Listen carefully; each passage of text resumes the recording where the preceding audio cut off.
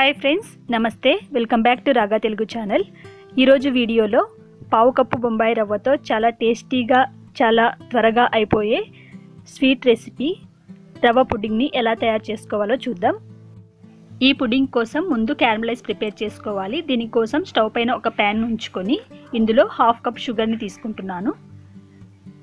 దీన్ని లో ఫ్లేమ్లో మెల్ట్ చేసుకోవాలి. షుగర్ని ఇలా కొద్దిసేపు వదిలేసామంటే షుగర్ నెమ్మదిగా మెల్ట్ అవ్వడం స్టార్ట్ అవుతుంది.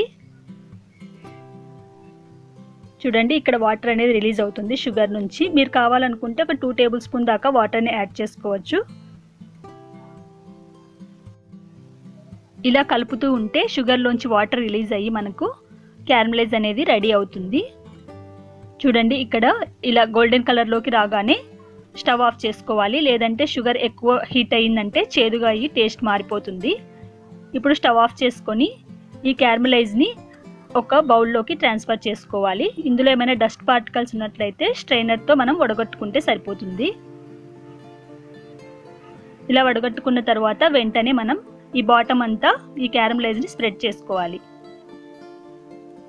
తర్వాత దీన్ని కంప్లీట్గా చల్లారనివ్వాలి.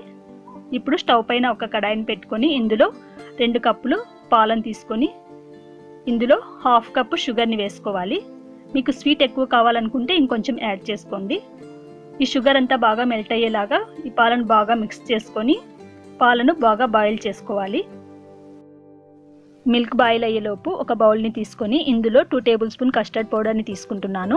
ఇది హోమ్మేడ్ కస్టర్డ్ పౌడర్ అండి. మీకు కావాలంటే లింక్ ఐకార్డ్లో ఇస్తాను, ఒకసారి చెక్ చేయండి. తర్వాత ఇందులో పావు కప్పు వాటర్ని తీసుకొని ఎక్కడ ఉండలు లేకుండా ఇలా బాగా మిక్స్ చేసుకోవాలి. దీన్ని పక్కన పెట్టుకొని ఇప్పుడు ఇలా పాలు మరుగుతున్నప్పుడు ఇందులో పావు కప్పు రవ్వని యాడ్ చేస్తున్నాను. ఈ రవ్వ ఎక్కడ ఉండలు కట్టకుండా ఇలా బాగా మిక్స్ చేసుకోవాలి. ఇది కొంచెం బాయిల్ అయిన తర్వాత ఇందులో కస్టర్డ్ మిక్చర్ని కొద్దిగా వేసుకుంటూ ఇలా బాగా కలుపుకోవాలి, ఎక్కడ ఉండలు లేకుండా. దీన్ని ఒక 2 నిమిషాల పాటు బాయిల్ చేసుకున్నామంటే మనకు ఈ కన్సిస్టెన్సీ వస్తుంది. ఇలా రాగానే స్టవ్ ఆఫ్ చేసుకుంటే సరిపోతుంది. ఇప్పుడు ఈ క్యారమలైజ్ బౌల్లోకి దీన్ని ట్రాన్స్ఫర్ చేసుకుంటున్నాను. ఇలా అంతా ట్రాన్స్ఫర్ చేసుకున్న తర్వాత ఒకసారి దీన్ని ట్యాప్ చేసుకోవాలి. ఇప్పుడు స్టవ్ పైన ఒక మందపాటి గిన్నెని కానీ కుక్కర్ని కానీ పెట్టుకొని ఇందులో వాటర్ని బాయిల్ చేసుకోవాలి. తర్వాత ఒక స్టాండ్ని ఇలా ప్లేస్ చేసి ఈ బౌల్ని మనం ఇందులో పెట్టేసి లిడ్ క్లోజ్ చేసుకొని దీన్ని 20 మినిట్స్ పాటు స్టీమ్ చేసుకోవాలి. 20 మినిట్స్ తర్వాత చూస్తే చూడండి, మనకి పుడ్డింగ్ అనేది రెడీ అవుతుంది. దీన్ని ఒక నైఫ్తో చెక్ చేస్తున్నాను, ఇది కరెక్ట్గా కుకింగ్ అయిందా లేదా అని. నైఫ్కి అంటకుండా వచ్చింది అంటే మనకు పర్ఫెక్ట్గా స్టీమ్ అయినట్టే. ఇప్పుడు దీన్ని పక్కకు తీసుకుంటున్నాను.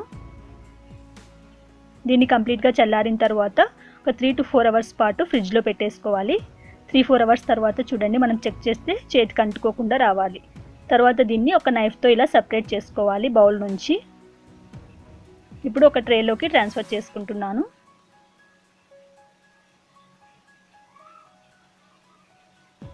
చూడండి, మనకు పర్ఫెక్ట్గా పుడ్డింగ్ అనేది రెడీ అయింది. మంచి కలర్లో వచ్చింది. దీన్ని కట్ చేసి చూపిస్తున్నాను. ఎంత చక్కగా వచ్చిందంటే చాలా బాగా, తినడానికి కూడా చాలా చాలా టేస్టీగా ఉంది. మీరు తప్పకుండా ట్రై చేయండి, మీకు కూడా నచ్చుతుంది. ఎప్పుడు రొటీన్గా కాకుండా ఇలా ఒకసారి డిఫరెంట్గా ట్రై చేయండి. రవ్వతో అందరూ చాలా ఇష్టంగా తింటారు.